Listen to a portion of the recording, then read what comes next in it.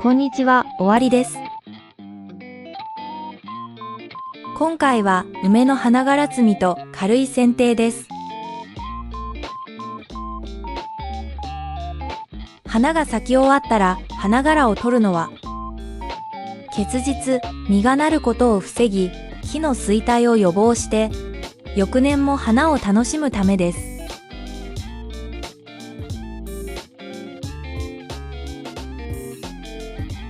花がらの基部には葉芽になるものもありますので、傷つけないように指やハサミで丁寧に取ります。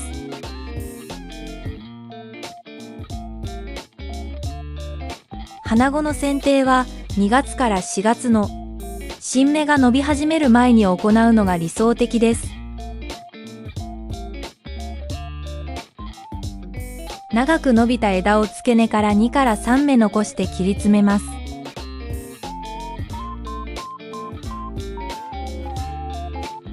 花がらを摘んだ後は灌漑を避けるため、剪定後すぐに野外に出して外気に慣らします。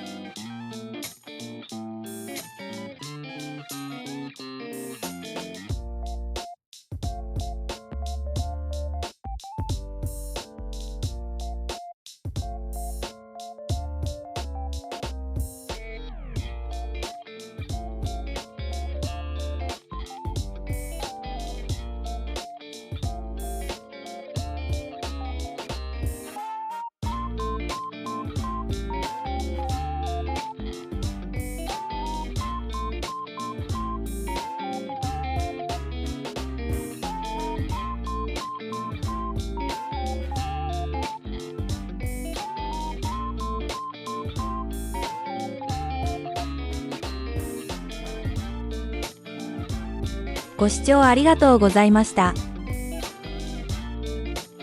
よろしければチャンネル登録、グッドボタンよろしくお願いします。